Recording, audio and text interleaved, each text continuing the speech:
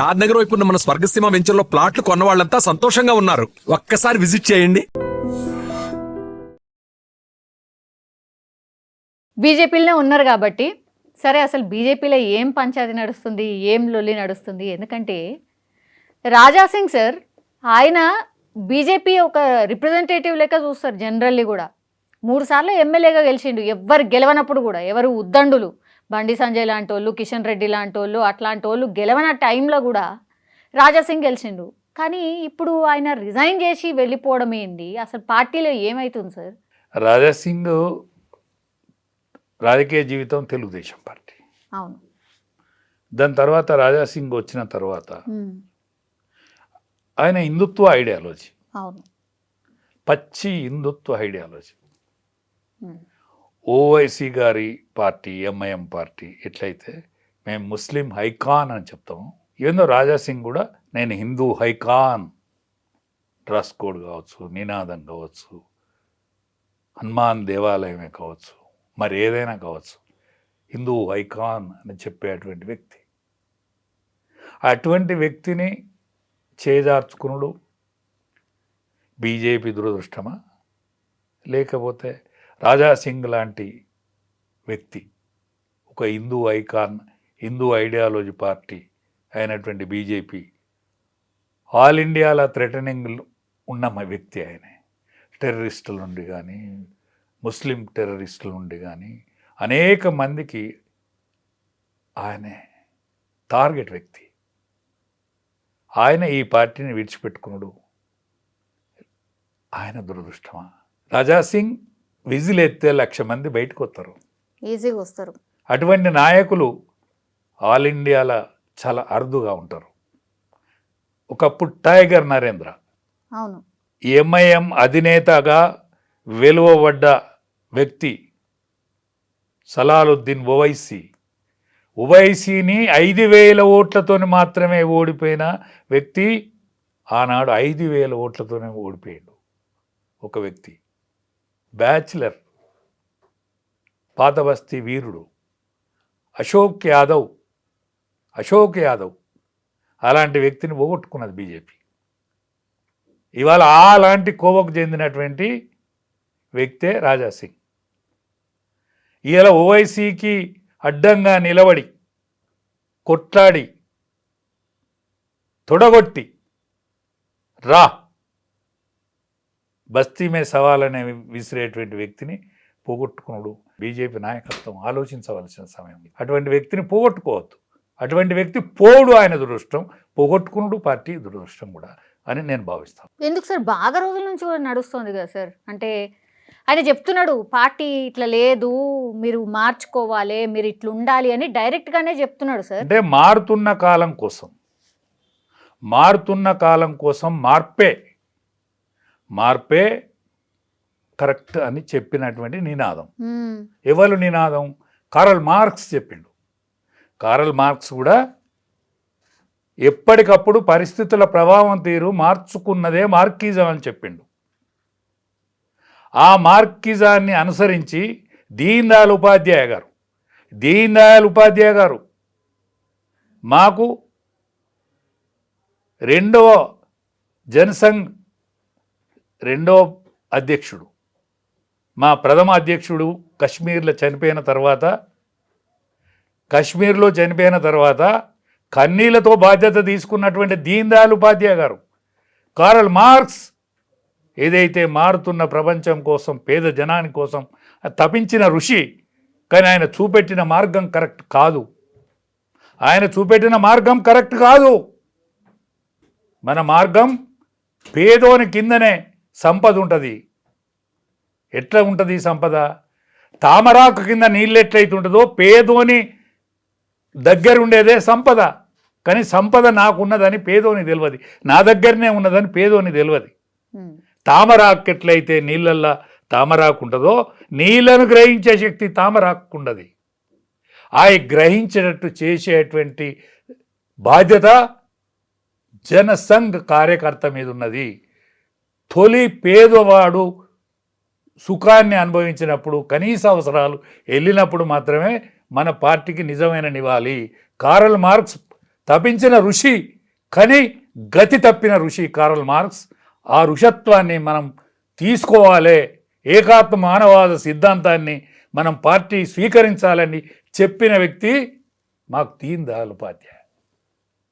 అటువంటి పార్టీలో మేము ఉన్నందుకు మేము గర్వించి బతికేది. పేదరికాన్నైనా అనుభవించేది, ఎన్ని కష్టాలైనా అనుభవించేది, మమ్మల్ని సపోర్ట్ చేస్తూ లేకున్నా సంతోషపెడుతోళ్ళం, 5 కార్యకర్తలున్నా ఆనందంగా గడిపిన వాళ్ళం. అటువంటి పరిస్థితి నుంచి ఇవాళ భారత రాజకీయాలను శాసించే దశకి వెళ్ళినాం. ఇటువంటి దశలో ఇప్పుడు తెలంగాణలో జరిగేటువంటి పరిస్థితులు ఏవైతున్నాయో అవి హర్షించదగ్గ విషయాలు అయితే కావు. ఓకే, పార్టీలో ఉంటూ కూడా మీరు ఈ మాట చెప్తున్నారు అని అంటే, ఇప్పుడు రాజా సింగ్ రిజైన్ చేయడం, ఆ రిజైన్ని యాక్సెప్ట్ చేయడం మీరు హర్షిస్తారా, ఒప్పుకుంటారా సార్? బాధపడతా. ఓకే, బాధపడతా. పార్టీ క్రమశిక్షణకు కట్టుబడి ఉంటా, కానీ బాధపడుకుంటుంటా. కన్నీళ్లు తీసుకుంటూ పార్టీ క్రమశిక్షణకు బాధపడుకుంటూ వింటా, కానీ కన్నీళ్ళు కార్చొద్దు అని చెప్పేటువంటి కన్నీళ్ళకైతే వాళ్ళు అడ్డం రారు కదా. ఇటువంటి స్థితి రావద్దు. ఓకే, వచ్చుడు రాజాసింగ్ దురదృష్టమే, పార్టీకి కూడా దురదృష్టమే. ఏమో మాట్లాడే ప్రయత్నం ఏదో జరుగుతోంది, మళ్ళా కేంద్ర పెద్దలు ఏదో పిలుస్తున్నారు అని ఇట్లా వార్తలు వస్తున్నాయి. మాట్లాడాలి, తప్పకుండా మాట్లాడాలి. రాజాసింగ్ మాట్లాడించుకోవాలి, వాళ్ళు మాట్లాడాలి కూడా. ఎందుకంటే అటువంటి నాయకుడు దొరకడు. భీముడు విషాన్ని జీర్ణించుకున్నాడు కదా. భీముడు అన్నాన్ని పెట్టిన కౌరవులు మాయోపాయం చేసి, ఆనాడు శకుడు, ఆనాడు దుర్యోధనుడు విషం పెట్టినా కూడా విషాన్ని కూడా తట్టుకునే శక్తివంతుడు కదా భీముడు. అట్లనే రాజాసింగ్ అటువంటి శక్తివంతుడిని పోగొట్టుకుంటే ఎట్లా పార్టీ? మరి క్రమశిక్షణ అంటేనే బీజేపీ అంటూ ఉంటారు కదా సార్, మరి క్రమశిక్షణ తప్పి ఆయన మాట్లాడిండు అనేదే, చర్య తీసుకున్నాం అనేది ఒక లైన్ కనిపిస్తున్నది మన ముంగట. దానిలే ఒకటే, దాని లోపల జరిగిన విషయాలు ఏందో బయటకు వస్తే కదా తెలిసేది. రాజాసింగ్ నామినేషన్ వేయటానికి వేయండు, అక్కడ జరిగిన తతంగం ఏంటిది, అక్కడ జరిగిన తంతేంది? రాజాసింగ్ నామినేషన్ వేయడానికి అర్హుడా కాడా? అక్కడేమన్నా క్రమశిక్షణ తప్పిండా? అంటే ప్రజావేదిక ద్వారా చెప్పాల్సినంత అవసరం లేదు, కానీ పార్టీలో ఒక వేదిక ఉంటుంది కదా, పార్టీ వేదికల మీదనన్నా చెప్పాలి కదా. ఇప్పుడు అయిన ప్రెసిడెంట్కి ఎంత బాధ్యత ఉన్నది ఇటువంటి పరిస్థితులలో? ఇప్పుడు అయిన ప్రెసిడెంట్కు చాలా బాధ్యత ఉన్నది కదా.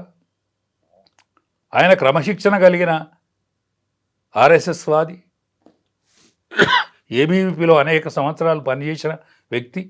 రామచంద్రరావు గారు ఆషామాషి మనిషి కాదు కదా, అనేక ఉద్యమాలలో పాల్గొన్న వ్యక్తి కదా, ఎన్నో న్యాయ సలహాలు ఇచ్చిన వ్యక్తి కదా. ఆయన హైకోర్టు జడ్జి కావాలి, సుప్రీంకోర్టు బెంచ్లో ఉండాలి ఇవాళ.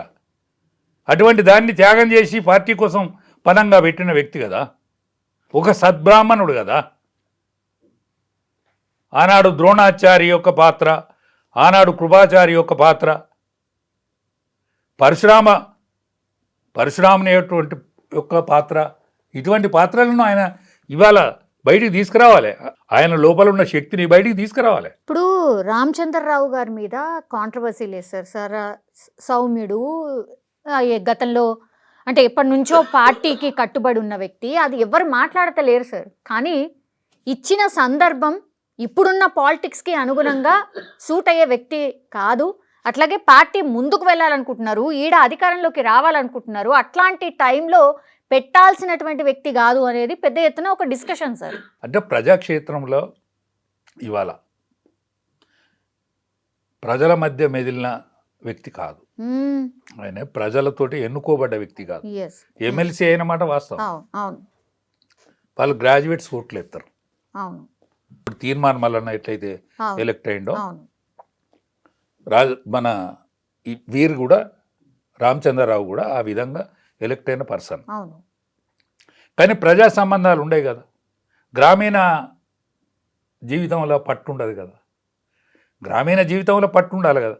పార్టీ క్యాడర్ మీద, పార్టీ లైన్ మీద, పార్టీ ఆలోచన విధానం మీద, పార్టీ సిద్ధాంతం మీద ఆయనకున్నమైన అపారమైన తెలివితేటలు గొప్పే. అది ఒక్కటే సరిపోదు కదా, అది ఒక్కటి మాత్రమే సరిపోదు కదా. ఇవాళ అనేక మంది సభ్యత్వం చేసిండ్రు, అనేక మంది హిందుత్వవాదులు ఉన్నారు ఈ పార్టీలో. 18 ఏళ్ళ నుంచి 30 ఏళ్ళ వరకు వాడు డైరెక్ట్ మోడీ కనెక్ట్ అయి ఉన్నాడు వ్యక్తి. అక్కడ మన పార్టీ శాఖ లేదు, ఆర్ఎస్ఎస్ శాఖ లేదు, ఏబీవీ శాఖ లేదు. ఇదంతా మేమే చేసినాం అనుకునే భ్రమపడితే కూడా కరెక్ట్ కాదు కదా. మీరు చేసిందా వాళ్ళ ఇంట్లో? ఈ సభ్యత్వానికి మీరే కారణమా, వాళ్ళు కారణమా?